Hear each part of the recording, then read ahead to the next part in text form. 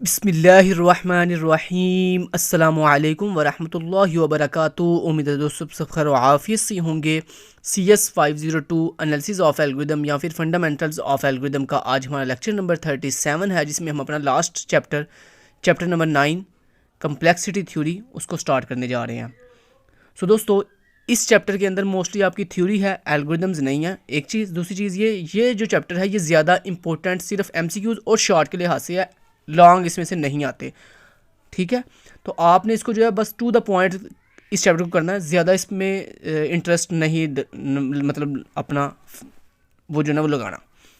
जो chapter number 8 है आपका, जो इससे पीछे हमने पढ़ा, वो बहुत बहुत बहुत इंपॉर्टेंट चैप्टर है। आपने जो चैप्टर नंबर 8 है उसको इतना अच्छे से करना है कि आपके सारे MCQs आपके लॉन्ग, मतलब आप ये समझ लो कि अगर आपका 60 मार्क्स का पेपर है ना, तो उसमें कम से कम हाफ मार्क्स मतलब 30 या 35 नंबर का पेपर सिर्फ चैप्टर नंबर 8 में से आएगा आपका। ठीक है, तो इसलिए आपने चैप्टर नंबर 8 को बहुत ही केयरफुली करना है। उसमें सारे के सारे एल्गोरिदम जितने मैंने आपको डिटेल से करवाया हैं, सारे आपने अच्छे से करने हैं। चलिए, तो सबसे पहले दोस्तों अगर हम कम्प्लेक्सिटी थ्योरी की बात करें तो क्या मतलब है इसका।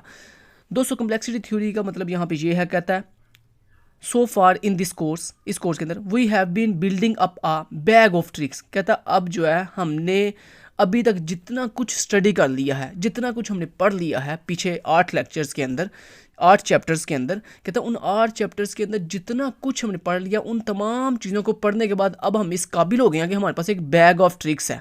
बैग ऑफ मतलब ट्रिक्स का एक ना बैग बढ़ चुका है। अब उस बैग के अंदर हमारे पास हर तरह की प्रॉब्लम का सोल्यूशन पड़ा हुआ है। ठीक है, लाइक जैसे आपकी किसी भी कोई भी कहता है फॉर सॉल्विंग एल्गोरिथमेटिक प्रॉब्लम, आप किसी भी प्रॉब्लम जो एल्गोरिथमेटिक प्रॉब्लम है आपकी, उसको सॉल्व करने के लिए आपके पास एक बैग ऑफ ट्रिक्स है, जिसमें से आप जो है अपनी ट्रिक्स को फॉलो करोगे और फॉलो करते हुए आप किसी भी तरह की जो प्रॉब्लम है उसको सॉल्व कर सकते हो। ठीक है, तो ये इस चीज़ का, इस पूरे पैराग्राफ का मतलब यही है सिर्फ कि वो बता रहा है कि आपने जितना अभी तक चीज़ें पढ़ ली हैं, उन चीज़ों को पढ़ने के बाद आप इस काबिल हो गए कि आपके पास अब एक बैग ऑफ ट्रिक्स है, जिसके साथ आप अपनी एल्गोरिथमेटिक प्रॉब्लम जो हैं उनको अच्छे से अब जो है सॉल्व कर सकते हैं। नेक्स्ट उसके बाद दोस्तों, यहाँ से लेकर ये जो पूरा पैराग्राफ है इसको जस्ट आपने रीड करना है, कुछ भी नहीं करना होगा आपने। ये नहीं इसको मतलब याद करना है या ये इसमें से शॉर्ट आएगा या इसमें से लॉन्ग आएगा, नहीं। इस पूरे पैराग्राफ को हाईलाइट करने का मतलब ये नहीं है कि मतलब मैं आप डर गए हो कि मतलब पता नहीं इसमें से क्या करना है। इसको सिर्फ ओनली जस्ट आपने रीड करना है। मैं अगर रीड करूँगा दोस्तों काफ़ी टाइम लग जाएगा, इसलिए मैं आपको ये बता दिया कि इस पूरे पैराग्राफ को मैंने हाईलाइट कर दिया, इसलिए आपने जस्ट ओनली इसको अच्छे से रीड करना है। जब आप रीड करोगे ना तो इसमें से जो MCQs आएंगे ना वो आपके क्लियर हो जाएंगे। तो इसलिए आपने इसको छोड़ना नहीं है, इस पूरे पैराग्राफ को अपने अच्छे से क्या कर लेना है, रीड कर लेना है केयरफुली, और इसमें से आपके कुछ ना कुछ जो है 2-3 MCQs बन के आ जाएंगे या 1-2 MCQs तो मस्ट आ जाएगा। उसके बाद अगला दोस्तों हमारा टॉपिक स्टार्ट हो रहा है नंबर 1 के ऊपर, मतलब यहाँ से हमारा मेन टॉपिक स्टार्ट हो रहा है। Topic number 9.1 decision problem. दोस्तों अब ये डिसीजन प्रॉब्लम्स क्या होती हैं। कहता है a problem is called a decision problem. कहता है हम उस प्रॉब्लम को डिसीजन प्रॉब्लम कहते हैं if it's output is a simple yes और नो। मतलब कहता है हम अपनी उस प्रॉब्लम को डिसीजन प्रॉब्लम्स कहते हैं जिसकी आउटपुट या तो येस होती है या नो होती है, सिंपल। उसके बाद कहता है अगर मैं इसको अदर वर्ड में बयान करूं तो मतलब ऐसी प्रॉब्लम जिसकी आउटपुट या तो येस आएगी या नो आएगी, या उसकी आउटपुट ट्रू आएगी या फॉल्स आएगी, या उसकी आउटपुट 0 आएगी या 1 आएगी, या उसकी आउटपुट एक्सेप्ट आएगी या रिजेक्ट आएगी। मतलब इनमें से कुछ भी अगर हो, येस और नो, ट्रू और फॉल्स, 0 और 1, एक्सेप्ट और रिजेक्ट, तो कहता है इसमें से कुछ भी हो तो ऐसी प्रॉब्लम जिनकी आउटपुट या जिनका जो रिजल्ट है वो आपका इस तरह से आए, तो कहता है ऐसी प्रॉब्लम को हम डिसीजन प्रॉब्लम्स कहते हैं। तो आपने यहाँ तक इसकी क्या कर लेनी है, डेफिनेशन कर लेनी है, ये आपके शॉर्ट के लिहाज से इंपॉर्टेंट है। उसके बाद अगली बात बड़ी इंपॉर्टेंट है, कहता है optimisation problems as decision problem. कहता है हम अपनी जो डिसीजन प्रॉब्लम होती है इसको ऑप्टिमाइजेशन प्रॉब्लम्स भी कहते हैं। तो ये आपका इंपॉर्टेंट MCQs बन सकता है। नेक्स्ट चलते हैं, अगला टॉपिक है जी टॉपिक नंबर 9.2, जिसमें से दोस्तों आपको पहला MCQs ये पूछा जा सकता है कि आपकी कम्प्लेक्सिटी क्लासेस की कितनी टाइप्स होती हैं। तो दोस्तों 4 टाइप्स होती हैं। इसका आंसर क्या है, 4, कि कम्प्लेक्सिटी जो क्लासेस होती हैं इसकी 4 टाइप्स होती हैं। तो ये आपको MCQs आ सकता है। उसके बाद इसमें जो आपको शॉर्ट आ सकता है वो कुछ इस तरह से आ सकता है कि आप पूछा जा सकता है कि वो जो 4 कम्प्लेक्सिटी क्लासेस हैं उनके नाम बताओ। तो उनका पहला नाम क्या है, पहली क्लास का नाम है क्लास P, दूसरी क्लास का नाम है क्लास NP, तीसरी क्लास का नाम है क्लास NP हार्ड, और चौथी क्लास का नाम है क्लास NP कंप्लीट। तो ये 4 क्लासेस हैं, इनके नाम आपको याद होने चाहिए। तो आपको मैंने दो इस टॉपिक नंबर 9.2 में 2 चीज़ें कवर करवा दी हैं। एक आपको एमसीक्यूज बता दिया कि वो आपको एमसीक्यूज में पूछ सकता है कि कम्प्लेक्सिटी क्लासेस कितनी होती हैं, 4 होती हैं, ये एमसीक्यूज हो गया। और शॉर्ट में वो आपको इनके नाम पूछ सकता है कि इन क्लासेस के नाम कौन कौन से हैं जी। एन क्लास पी जो कि इसका पहली क्लास का नाम है, दूसरी क्लास कौन सी है, दूसरी क्लास है जी क्लास एनपी, और तीसरी क्लास है आपके पास एनपी हार्ड, और चौथी क्लास है एनपी कंप्लीट। ठीक है, ये देखें, ये चौथी क्लास है आपकी एनपी कंप्लीट। अब दोस्तों नेक्स्ट, ये तो हो गया शॉर्ट, एक हो गया।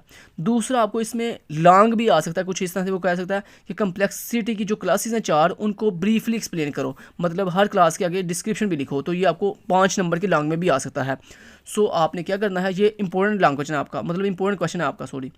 इसमें एमसीक्यूज भी आ सकता है, शॉर्ट भी आ सकता है, क्लासेस के सिर्फ नाम पूछ सकता है शॉर्ट के 3 नंबर के अंदर, या फिर आपको ये पूरा जो है वो कह सकता है कि 4 क्लासेस को ब्रीफली एक्सप्लेन करो तो डिस्क्रिप्शन के साथ, तो आपको ये 5 नंबर के लॉन्ग में भी आ सकता है। सो अब मैं आपको इसको समझा देता हूँ कि ये पहली क्लास जो है वो क्या क्या कहनी चाह रही है। अब वो कहता है जी पहली क्लास का नाम है क्लास पी। अब ये कौन सी क्लास होती है दोस्तों, कहता है this is a set of all decision problems, कहता है इसमें हमारी वो तमाम के तमाम सेट ऑफ डिसीजन प्रॉब्लम्स होती हैं that can be solved in polynomial time, कहता है जिनको हम जो है पोलिनोमियल टाइम के अंदर क्या करते हैं जी, सॉल्व करते हैं। यहाँ तक क्लियर होगी बात।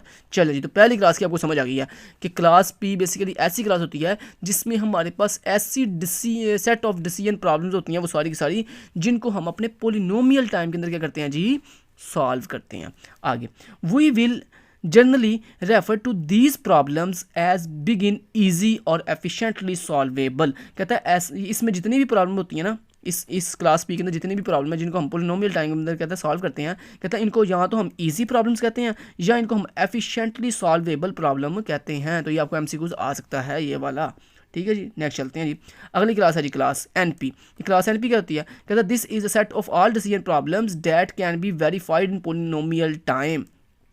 ठीक है, अब ऊपर वाले में और इसमें क्या फ़र्क है, ऊपर वाले में दोस्तों ये था कि जो क्लास पी थी उसमें ऐसी तमाम की तमाम आपके पास सेट ऑफ डिसीजन प्रॉब्लम थी जिनको आप पोलिनोमियल टाइम में क्या करते हो, सॉल्व करते हो। लेकिन क्लास एनपी में क्या डिफरेंस है, इसमें भी आप क्या करते हो, वो तमाम के तमाम आपके पास सेट ऑफ डिसीजन प्रॉब्लम्स होती हैं जिनको आप पोलिनोमियल टाइम के अंदर वेरीफाइड करते हो, सॉल्व नहीं करते। ये डिफरेंस है इन दोनों में कि क्लास पी के अंदर आप अपनी उन तमाम डिसीजन प्रॉब्लम को पोलिनोमियल टाइम में क्या करते हो, सॉल्व करते हो, जबकि क्लास एनपी में आप उन्हीं set of all decision problems को पोलिनोमियल टाइम के अंदर क्या करते हो जी, वेरीफाइड करती हो। तो ये इन दोनों में छोटा सा डिफरेंस है, एक वर्ड का सिर्फ डिफरेंस है, तो बाकी क्लास सेम ही है। उसके बाद अगली नेक्स्ट चलते हैं जी।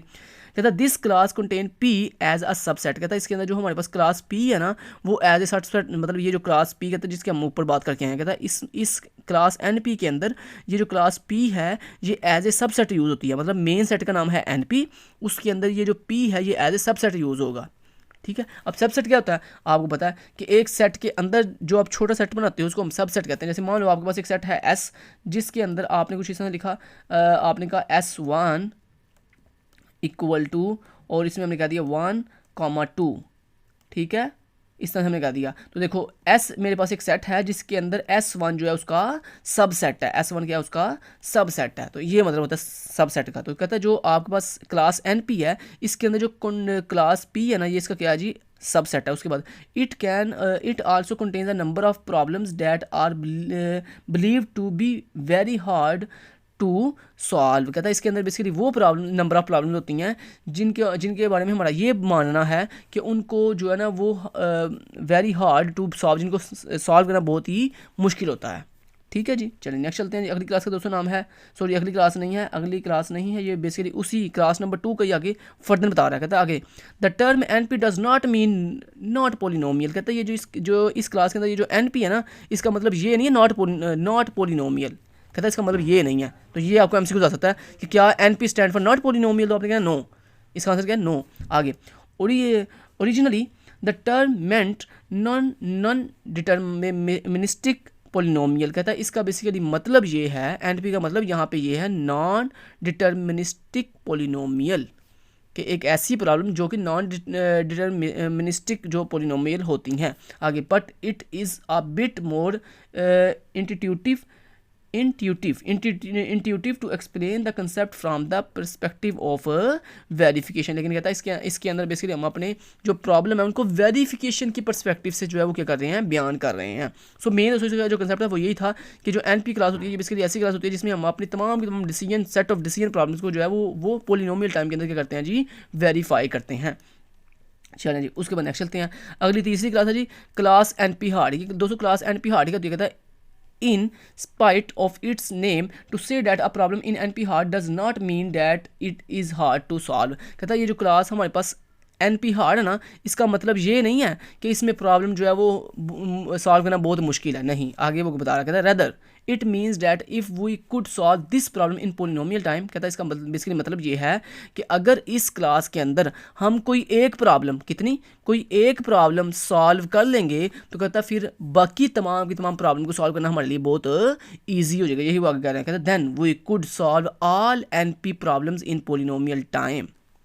ठीक है जी, यानी दोबारा रिपीट करता हूँ, कहता है ये जो हमारे पास क्लास NP होती NP हार्ड है, इसके अंदर कहता है ये मतलब इसका ये नहीं है कि हमें इस क्लास के अंदर जो है किसी हमारी डिसीजन प्रॉब्लम को सॉल्व करने के लिए जो है वो बहुत ही जो है ना हार्ड मतलब मुश्किल होती है। कहता है इसका मतलब ये नहीं है, इसका कहता है मतलब बेसिकली ये है कि मान लो अगर इसके अंदर 10 प्रॉब्लम है, मान लो अगर इस क्लास के अंदर 10 प्रॉब्लम है तो कहता है उन 10 में से अगर आपने एक प्रॉब्लम को भी सॉल्व कर लिया, एक प्रॉब्लम को भी सॉल्व कर लिया तो बाकी जितने भी कहता है इसके अंदर आपके पास बाकी जितने भी कहता है इसमें 9 जो NP प्रॉब्लम्स होंगी वो आप इजीली पोलिनोमियल टाइम में सॉल्व कर सकते हो। ठीक है, ये मतलब है इसका। आगे note that for a problem to NP hard, कहता है एक बात याद रखना, अगर आपकी कोई जो प्रॉब्लम है अगर वो NP हार्ड से बिलोंग करती है, मतलब इस क्लास NP हार्ड से बिलोंग करती है तो कहता है आगे it does not have to be in class NP। कहता है ये बात याद रखना, दोबारा रिपीट करता हूँ, लास्ट वाली यानी ये कह रही है, कहता है ये बात याद रखना कि अगर आपकी कोई प्रॉब्लम आपकी NP हार्ड क्लास से बिलोंग कर रही है तो कहता है इसका मतलब ये नहीं है कि वो आपकी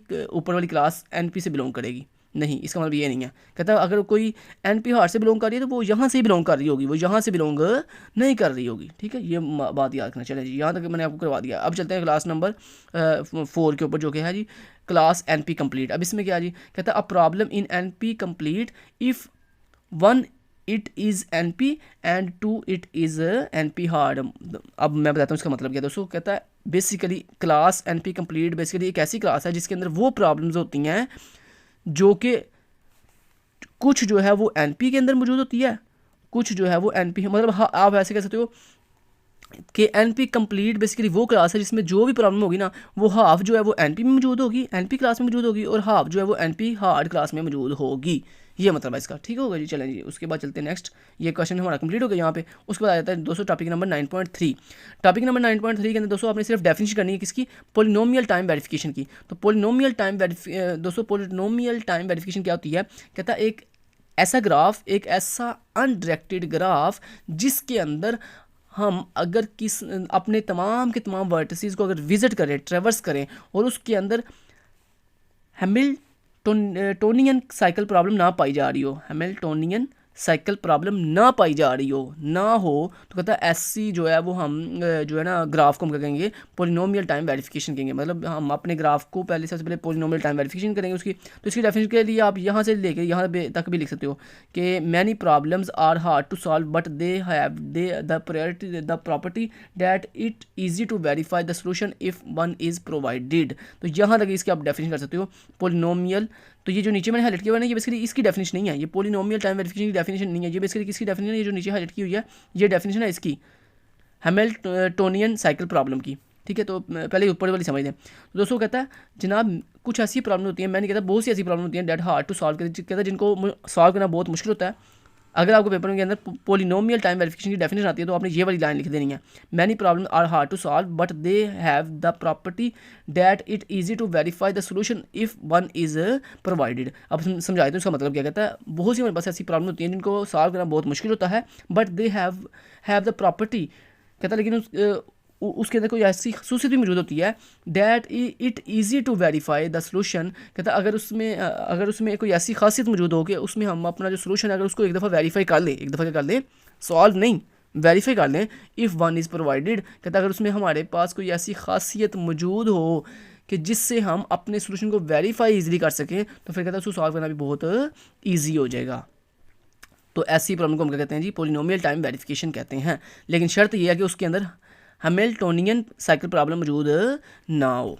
अब ये दोस्तों हैमिल्टोनियन साइकिल प्रॉब्लम क्या होती है इसको पढ़ लीजिए, इसकी डेफिनेशन लिखी हुई है। कहता है गिवन एन अनडायरेक्टेड ग्राफ। कहता है मान लो अगर आपके पास एक अनडायरेक्टेड ग्राफ गिवन है, जैसे मैं आपको बताऊंगा यहाँ पे नीचे देखें, एक जैसे ये देखो दिस इज अनडायरेक्टेड ग्राफ जिसमें कोई भी डायरेक्शन मौजूद नहीं है। तो कहता है अगर आपको मान लिया आपके पास एक अनडायरेक्टेड ग्राफ है जिसको आपने जी का नाम दे रहे हो, does G have a cycle that visits every vertex exactly once. कहता अब आपके पास एक अनडायरेक्टेड ग्राफ था जिसको आपने जी का नाम दिया। कहता अब उसमें आपने क्या किया, उसमें आपने अपने हर वर्टेक्स, अपनी हर जो वर्टेक्स है मतलब नोड है उसको एग्जैक्टली सिर्फ वन टाइम, सिर्फ ओनली वन टाइम कहता है अगर विजिट करो और विजिट करने के बाद वहाँ पे कोई साइकिल क्रिएट हो जाए, वहाँ पे क्या क्रिएट हो जाए, साइकिल क्रिएट हो जाए उस अनडायरेक्टेड ग्राफ जी के अंदर, तो कहता है ऐसी प्रॉब्लम को हम क्या कहते हैं जी, हैमिल्टोनियन साइकिल प्रॉब्लम कहते हैं। और ऐसा ग्राफ जिसके अंदर हैमिल्टोनियन साइकिल प्रॉब्लम पाई जा रही हो वो पोलिनोमियल टाइम वेरिफिकेशन एल्गोरिदम नहीं होता। या आगे उसने लिखा भी हुआ है there is no known polynomial time algorithm for this problem. कहता है ऐसी प्रॉब्लम के लिए हम कोई भी पोलिनोमियल टाइम एल्गोरिदम यूज़ नहीं करेंगे जिसके अंदर हैमिल्टोनियन साइकिल प्रॉब्लम मौजूद हो रही हो। ठीक है जी, तो मैंने आपको इसकी भी डेफिनेशन बता दी है, इसकी भी डेफिनेशन बता दी है, और उसके बाद आपको जो इंपॉर्टेंट बात यहाँ पे लिखी हुई थी वो भी बता दी है। अब आपको डायग्राम से दिखा देता हूँ कि ये हैमिल्टोनियन साइकिल प्रॉब्लम क्या होती है। अब देखो जैसे दोस्तों ये कह रहा है कि ये जो आपके पास एक सिंपल सा ग्राफ है ये एक नॉन हैमिल्टोनियन है। ये नॉन हैमिल्टोनियन क्यों है भला, क्योंकि दोस्तों इसमें कोई भी साइकिल नहीं है। अब आप सोचोगे साइकिल तो है, ये देखो यहाँ से यहाँ जाएँ तो यहाँ से यहाँ जाएँ, यहाँ फिर यहाँ तो ये साइकिल बन तो रहा है। लेकिन जनाब आपको अगर याद हो तो मैंने आपको कहा था कि जब तक आप अपने ग्राफ के अंदर किसी भी एज को विजिट नहीं कर लेते, किसी भी वर्टेक्स को विजिट नहीं कर लेते, तब तक उसमें साइकिल क्रिएट नहीं होता। तो जनाब यहाँ पे अगर आप गौर करें तो हम अभी तक हमने जो है वो इस ग्राफ को विजिट नहीं किया, इस ग्राफ को ट्रेवर्स नहीं किया, इसलिए ये एक जो है नॉन हैमिल्टोनियन ग्राफ है। समझ लगी बात की। जब हम इसको विजिट कर लेंगे, मान लिया इस तरह आपने इसको विजिट कर लिया, ऐसे हमने लाइन लगाई, फिर आपने ऐसे लाइन लगाई, फिर आपने ऐसे लाइन लगाई, तो दिस इज़ अ साइकिल। अब ये साइकिल बना है क्योंकि अब आपने अपने वर्टेक्स को विजिट कर लिया। लेकिन जब तक आपने उसको विजिट नहीं किया, मतलब जब तक आपको ये सिंपल सा ग्राफ है इसको अभी आपने विजिट नहीं किया, तो जब तक आपने अभी इस ग्राफ को विजिट नहीं किया तब तक ये क्या है जी, नॉन हैमिल्टोनियन साइकिल जो है साइकिल है। अब ये हैमिल्टोनियन कैसे बना है ये देखें, अगर गौर करें आप तो देखें मैंने ये जो हाईलाइट किया हुआ है सर ने, बेसिकली इसका मतलब क्या है कि हमने अपने तमाम के तमाम ग्राफ के अंदर जो वर्टिसेस थे उनको ओनली वंस टाइम जो है क्या कर लिया है, ट्रेवर्स कर लिया है। अब आप सोचेंगे यहाँ पे ग्राफ को, यहाँ पे साइकिल तो बन नहीं रहा, मैं आपको प्रूफ करके दिखाता हूँ। यहाँ पे देखें जब हमने अपने इस तमाम वर्टेक्स को ओनली वंस टाइम जो है वो विजिट कर दिया है, उसके बाद यहाँ पे देखें एक साइकिल बन रहा है। कैसे बना, मान लो अगर आप इस वर्टेक्स से शुरू करो चलना, तो देखो आप ये इस वर्टेक्स से इस वर्टेक्स पे आए, फिर इस वर्टेक्स से इस वर्टेक्स पे आए, फिर इस वर्टेक्स से यहाँ पे आए, फिर इस वर्टेक्स से यहाँ पे आए हो, फिर यहाँ से यहाँ, मतलब ये आपने जो हाईलाइटेड लाइन है इनको फॉलो करके चलना है। उसके बाद यहाँ पे आप इस पे आए, यहाँ से आप होते हुए यहाँ पे आए, फिर यहाँ पे आए, फिर यहाँ पे यहाँ पे यहाँ पे यहाँ पे आए और यहाँ पे आए, फिर यहाँ से आप यहाँ पे आ गए। तो देखो जहाँ से हमने चलना स्टार्ट किया था पूरा ग्राफ ट्रैवर्स करने के बाद आप देखो घूम के वापस उसी सेम वर्टेक्स पे आ गए हो। तो दोस्तों इसी की तो हम साइकिल कहते हैं कि आप जिस वर्टेक्स से स्टार्ट करो ट्रैवर्सलिंग, अगर आप घूम के तमाम घूम के डिफरेंट वर्टिसेस घूम कर वापस उसी सेम वर्टेक्स पे आ जाओ, तो दोस्तों इसको हम कहते हैं साइकिल क्रिएट हो गया। तो इसलिए दोस्तों चूँकि यहाँ पे हमने तमाम जब वर्टेक्स को विजिट किया है तो हमारा यहाँ पे एक साइकिल बन गया, इसलिए हम इसको हैमिल्टोनियन साइकिल प्रॉब्लम कहेंगे। समझ लगी बात की। चलिए जी, तो यहाँ तक दोस्तों मैंने आपको 3 टॉपिक 9.3 तक करवा दिए हैं, बाकी इसमें कुछ भी इंपॉर्टेंट नहीं है, बस यही करना था। उसके बाद टॉपिक नंबर 9.4 से हम नेक्स्ट लेक्चर से स्टार्ट करेंगे। Thank you so much, till then guys, take care, अल्लाह हाफिज़।